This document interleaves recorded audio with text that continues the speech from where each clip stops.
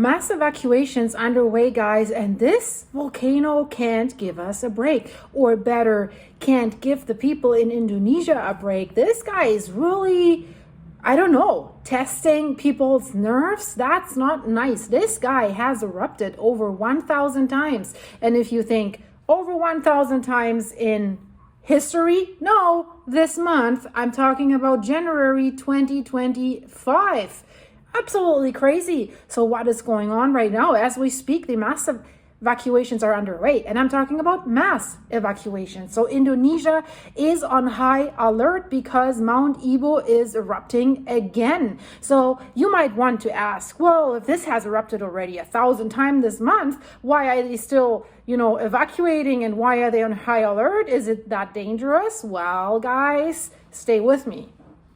Indonesia is a country that's no stranger to volcanic eruptions because the nation is home to 127 of the 450 active volcanoes in the so-called Ring of Fire. That's the Pacific Ocean-based belt that is the world's most active volcanic zone. And I'm sitting basically there as well with lots of volcanoes. But we know each volcanic eruption can have severe consequences that can end lives very, very easily and very, very quickly, as it was the case just in November 2024. I've reported about this when a series of eruptions from Mount Laki-Laki on Indonesia's island of Flores was ending at least 10 residents, and that volcano has also caused the evacuation of over 11,000 people and has resulted in severe economic impacts, like thousands of flights canceled to Bali, for example. But the latest threat that the country is facing in January 2025 is coming from another volcano. A volcano that is 850 miles away from Mount Laki-Laki. Mount Ibu is located on an island. It's called Halmahera Island, and it has, as I said, over 1,000 times this month. It's a very, very intense volcanic activity that we see here. And it sends ash plumes up in the air up to a mile high or even higher. The frequency of this eruption this month is astonishing, people. And just a few days ago, during one of the 1,000 eruptions on January 15, ash was expelled over 2.5 miles up in the sky. And, you wonder, 1,000 times, we have like January 26th. How is that possible? The volcano has, in one day, for example, erupted 17 times. So this guy is not giving us a break. So you can basically see that as a continuous eruption, like over weeks. That's how I would word it. But it stops in between, that we have to say. So we're roughly about 1,100 eruptions, something like this until now, and they keep coming. Indonesian authorities have increased the alert level to the highest possible alert level. So residents from 6 villages have been called on to evacuate so far, but they keep evacuating thousands of people. You have to imagine this is an island. It's large. It's like 6,865 square miles. Large. It's located in Indonesia's North Maluku province, and hundreds of thousands of people live on this island. So densely populated, and that is always not good if you have a guy like this rumbling around. From all these people, they say the red zone, the people that are really, really living very close to the volcano, they say that's roughly 13,000 people. That's a lot of people. And the Ministry of Health has also distributed face masks because of the ash that is spit out the air. It's very, very bad. Sulfur gases, stuff like this. But the particles that are in the air definitely affects people. So they're trying to hand that out to people that are at risk of exposure or have already been exposed to the ash. And there was a lot of ash this month, as you can imagine, as it just keeps blowing it out, and people can get respiratory issues from that. With all that is going on, all that ash everywhere, the agricultural industry is heavily impacted, and of course the tourism industry. Only a few crazy people might consider traveling there, if that's even possible right now. So local farmers there, they were just in the process of harvesting their crops when the eruptions have intensified. So ashfall that damages the soil and the yields and the crops. Of course, famous tourist activities in this area, like hiking around, is suspended completely on the island. So no income from that. So since 2023, basically, this volcano has already seen an increasing pattern of eruptions. So it has gradually but significantly increased. Mount Ibu is quite present, as you see in the pictures. It's a stratovolcano, so that means it's quite a high mountain, or they also call it composite conical, a cone volcano. So that is basically, it's composed of layers of volcanic material from past eruptions. It's erupting and it collects around the eruption site. And stratovolcanoes are quite common. This is, when you think of a volcano, you think of a stratovolcano, like Mount Fuji in Japan, Vesuvius. Here in the United States, Mount Rainier, Mount Baker, Mount Helens, all these volcanoes.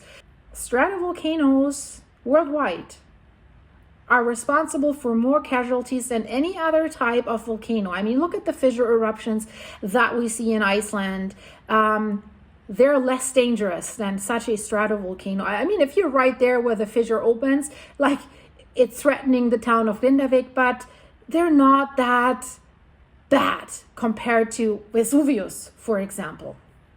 So these high cone-like mountains, if they erupt, they can, of course, lava flows, eruptions itself, that's the risk, but they can create landslides, avalanches, lahars, mud flows that go for a very long distance. Mount Rainier in Washington, for example, that can send lahars into these highly densely populated areas.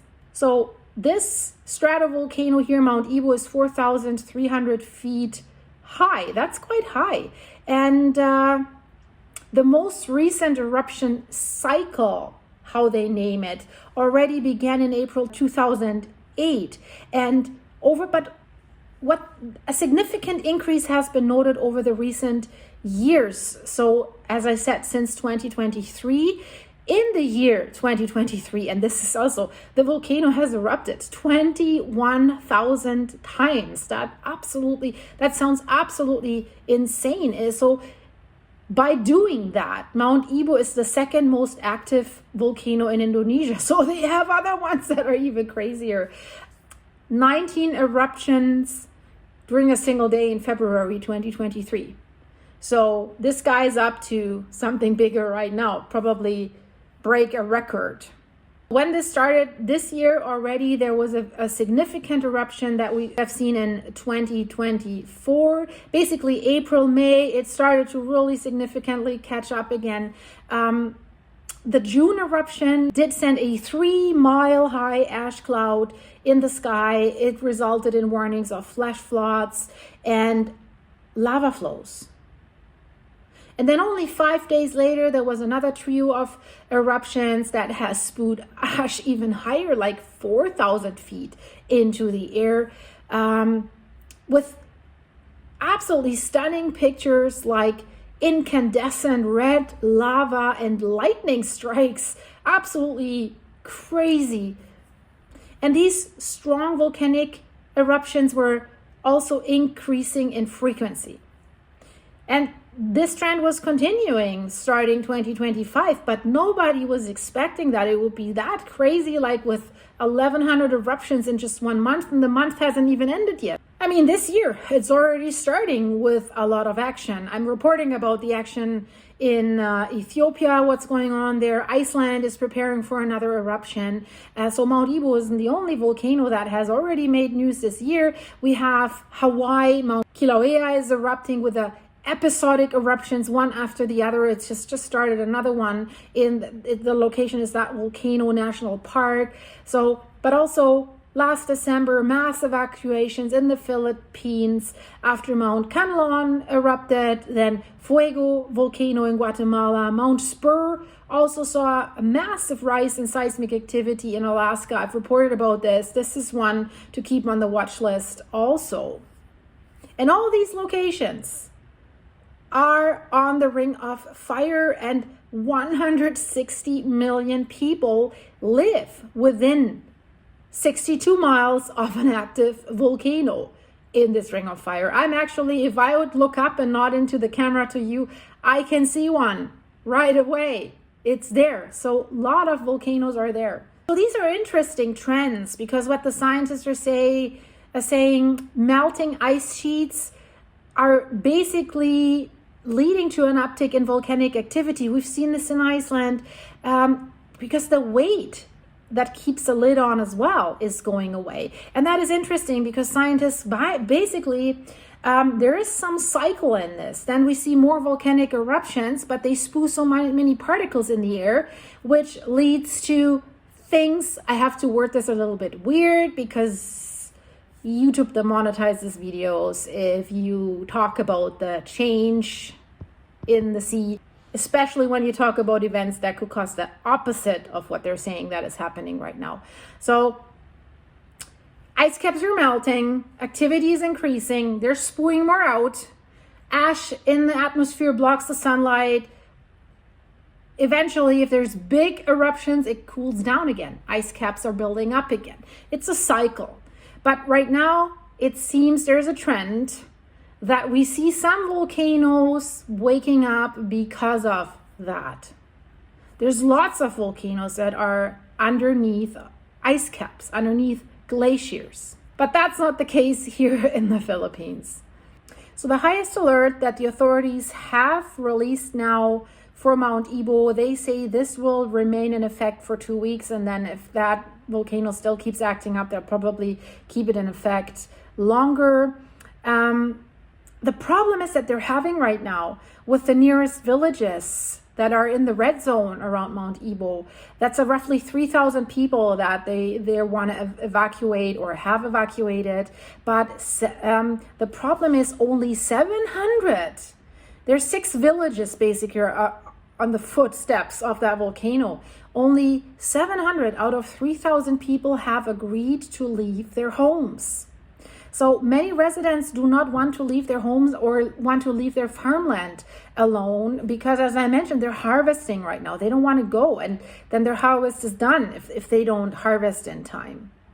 But the authorities are saying they intend to persuade, so this is the level persuasion. They're not enforcing it, it seems. Persuade the residents to leave the dangerous zone because they fear that in addition to these clouds of volcanic ash, that the volcano may start ejecting rocks. And if you're being hit by these rocks, that's really bad because they come at massive, massive force, but also lava might start to flow from the crater, and that is also highly, highly dangerous if you live right on the foot of this volcano because it's flowing down the slopes.